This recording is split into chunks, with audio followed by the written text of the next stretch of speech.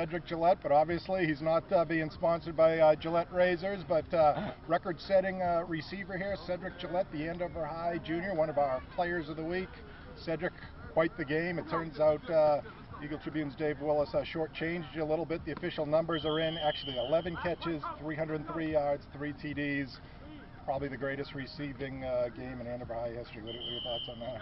Well, first of all, can't shave after a win. It's a superstition, Okay. but it's a product of the guys around me. I owe it to all the guys. EJ, Coach Perry, the coaches, great repping out here. Great offense we have. The receivers around me, Murata, Bozy, Rockwell. Even we have a sophomore, Brendan Moody. He's been stepping up since Gemmell went down. So it's a lot of things had to go right for a game like that to happen, but yeah, it's a special thing to happen. Quite a game for the Golden Warriors. Their playoff opener of the North quarterfinals, facing unbeaten 7-0 Lexington team. You guys knock them off 54-48 in OT. As a little 3, 4, 5 days have passed. What are your thoughts on that game you'll be talking about for a long time? Well, yeah, it's definitely awesome. The Mud Bowl, we called it. We said we were going to the swamp and we were going to win, so definitely, we lost some games this year, but confidence never really went down. We know who we are. Trying to get the defense to work harder. We're working hard on defense, but at a game like that, that's the type of game we're going to remember forever. I thought our Central game last year where EJ threw for all those yards, I thought that was the game we're going to remember forever. But I think because we won this one, it's going to have a better place in my heart. What were your goals coming into the season?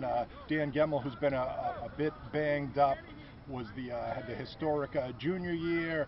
What were your thoughts, your goals, your ambitions for you coming in as a junior this year? Not having a big sophomore year, but sophomore year, young kid. Do you think this was going to happen? 59 catches, 855 yards, 9 TDs, could set the area triple crown, winning all 3 categories. Well, I came in, I told EJ, because I knew Gemmell was going to get all the yards, I said, I want to break the school receptions record, and getting up there, I don't know if it's going to happen, but, when Gemmell went down, guys had to step up, roles changed, so now some of those long balls that went to Dan are going to me. So, I didn't think this was going to happen. I had no clue. Just came in, the goal was a Super Bowl, and we're still alive for that. But yeah, I had no clue that something this special was going to happen, but it just happened, and just going to roll with it and hope it keeps going. Cedric, did you see the Max Prep's website? They highlight about 15 kids across the country for their accomplishments over the previous weekend, and you got a nice little write-up there. Yeah, my dad sent me a screenshot of that today. I saw that. Not too shabby, not too shabby. The good news is the great win over Lexington. I don't know if it's bad news or what you want to call it.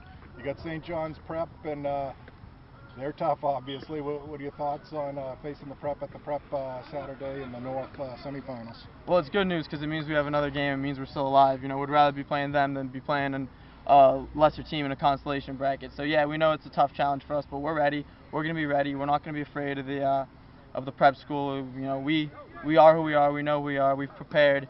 We're definitely going to be ready for that game and see what happens. But we're definitely confident that we're going to go in there and play hard. For you, Cedric, we heard of you as a baseball prospect, one of these Little League legends. Every 5 years there's that one kid, and you for your era, it was Cedric Gillette. Every game was 16 Ks and a no-hitter or a one-hitter, and you've continued to do some real good things at the varsity level. Is baseball still your sport? Yeah, I'd say baseball's still my sport. Playing 3, I love them all, but I'd say yeah, for now, baseball is definitely still my number one. But football. I love football too. I love basketball. It's tough to say I like one better than the other, but yeah, I'd say for now, yeah, baseball definitely. Quite an athlete when it's not even your number one sport and you're setting area and school records. Cedric Gillette, one of our players of the week.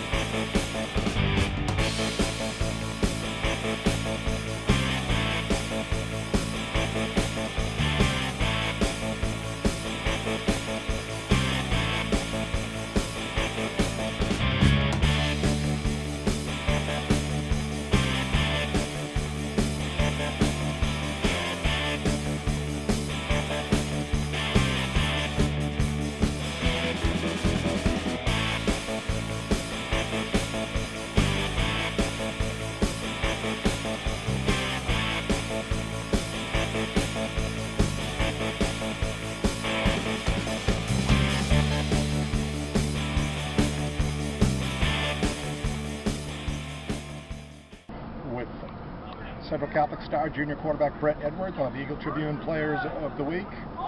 Brett, geez, a crazy one last week. Arch rival Methuen threw a bit of a scare into you. Nip and tuck at halftime, then you guys totally dominated the second half of your playoff opener. Did anything go on at halftime to flip the switch?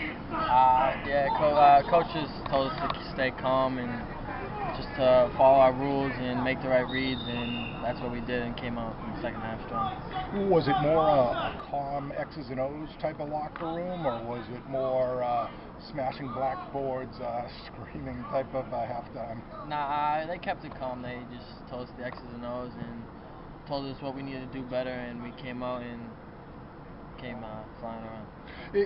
As a junior, do you defer a little bit to the seniors, or do you consider yourself as the quarterback, the team leader at this early stage? As a player, I consider myself a leader because I'm out there on the offense trying to lead my team to score and win. So, yeah, I consider myself a leader. You've been more of the pure pocket passer, Brett, for most of your career, and put up some big numbers on a pace, 4,000, 5,000 career yards. If you stay healthy, you'll be among the all-time area leaders and all that good stuff. You showed off the legs a little bit last week. 6 carries, 91 yards, 2 TDs. Is that part of your repertoire, or was that just a strange occurrence? No, I was just making my reads, and when I made the read, if he goes, I keep the ball, and that's what I did. I think if you look at the Eagle Tribune area numbers for the 20 area teams, I think you're the most accurate passer in the region.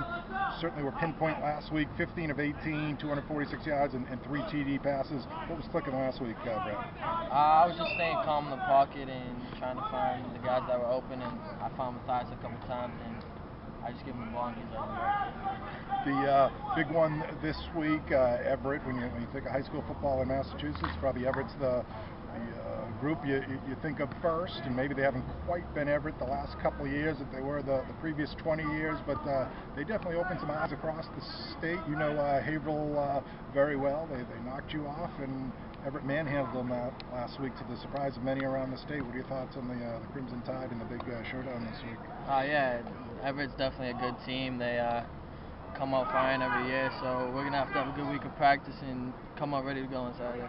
Were you aware, obviously you know Everett's always going to have a good team, were you aware quite how good they were prior to last weekend with their, probably had the best game of any playoff team across the entire state, their performance against the Hillies? Yeah, you know Everett's always going to be good, and they have great coaches. They're going to find the players to do their job, so I wasn't too surprised about their win on Saturday.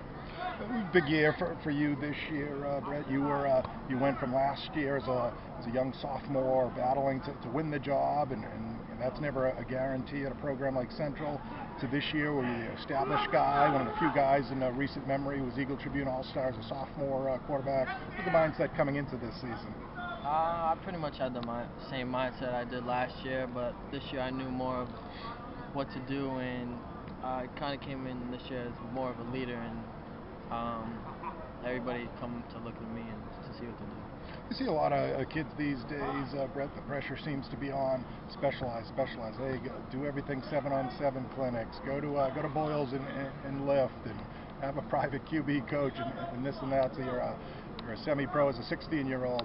You've opted to go the 3-sport route, having success in basketball as well, and as a track and field athlete. You like that decision and going to continue with that decision as a 3-sport athlete? Yeah, I'll continue my Central career playing 3 sports and keep myself in shape, but I'll definitely focus more on football in the summer and do whatever I can throughout the year to play football as much as I can. I tend to tower over everybody I interview as a 6'6", 6'7"-ish type of a freakishly tall guy. A little height to you, Mr. Edwards. Yeah. What's the official height? I think I'm around 6'2". And I'd give you all of that. And how much do you weigh? Around like 170, 175. What is the career goals, Brett? Obviously, you want to do some great stuff throughout your Central football career. You're only about halfway through, believe it or not. But are you thinking, are you a 1AA type of prospect, or college level? I'm just going to play football and see where it takes me and see what schools come to look at me. A week like this, how special is this when you're going to have the entire state looking at you with probably the game of the weekend against Everett? Yeah, I'm just gonna do what I've done all year and trust my team and have a good week of practice and come out strong on Saturday. Whatever he's been doing seems to work. Brett Edwards, star junior quarterback, Central Catholic High School.